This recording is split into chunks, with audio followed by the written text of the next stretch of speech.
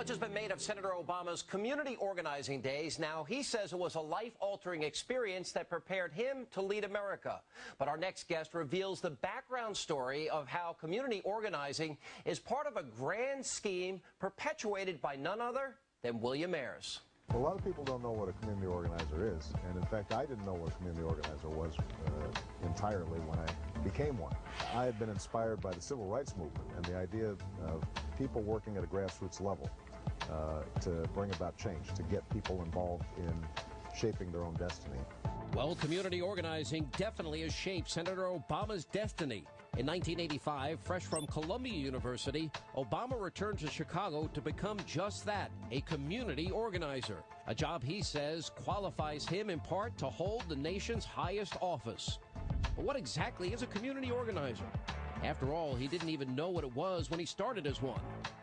I think a community organizer in Barack Obama's case was somebody that was in training for radical overthrow of the government.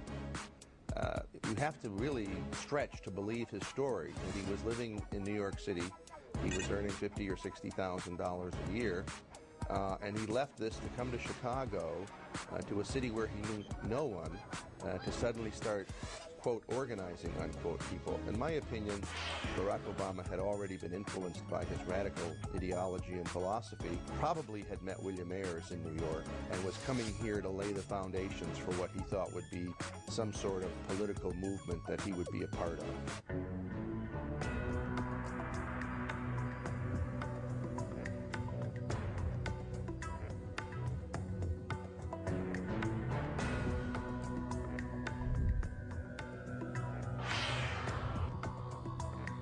My view is that the community organizing was actually kind of a sham event, that really Bill Ayers was testing him.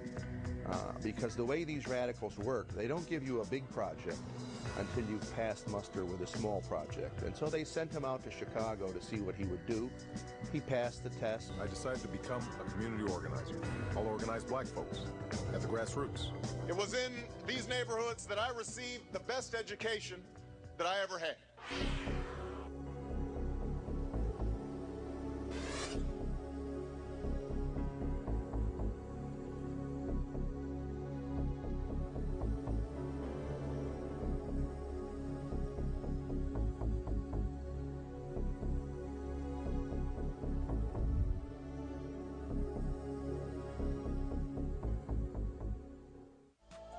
He had virtually no impact in his so-called community organizing career except to lay the foundation for his future radical associations. It was then also, I believe, that he was exposed, perhaps by Louis Farrakhan, to Khalid al-Mansour, because it's while he's a community organizer that Khalid al-Mansour starts raising money to promote Obama to Harvard Law School. So obviously, in Ayers' mind and al-Mansour's mind, Obama had proven his reliability.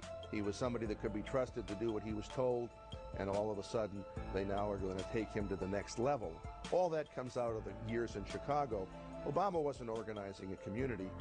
He was organizing his career and organizing his life step to the next level. That's all he did in Chicago.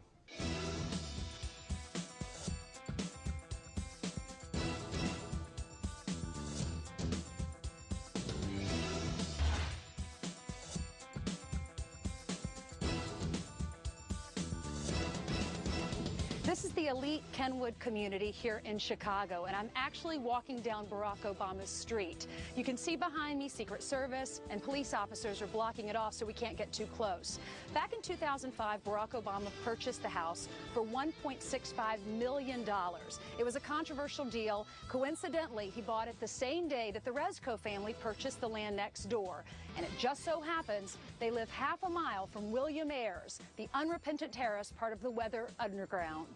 And this is it. Would he be interested in interviewing with us? And just down the street from those homes is the house of Louis Farrakhan, the leader of the Nation of Islam. There have been numerous reports linking Senator Barack Obama with Farrakhan and the people of his church.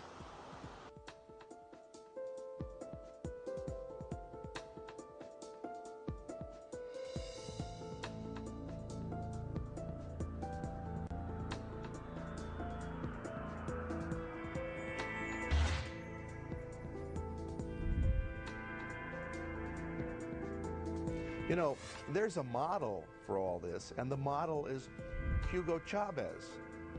Bill Ayers has been to Venezuela and admires Hugo Chavez, the Venezuelan dictator. Chavez, in turn, learned from Fidel Castro in the Cuban Revolution. So if you love the Cuban Revolution and Castro, and if you love what's happening in Venezuela with Hugo Chavez, you'll love Barack Obama, as he calls himself, in the White House. We're basically going to be in the throes of a socialist revolution, which attempts to essentially freeze out anybody who's not part of this radical ideology. And coming up next, we take a look at Obama's relationship with admitted and unrepentant terrorist William Ayers, and will prove to you that this relationship was more than just, quote, friendly. Then he was Barack Obama's pastor for more than 20 years and plagued his political campaign. Coming up later, we look into the Illinois senator's controversial association with the Reverend Jeremiah Wright. Straight ahead.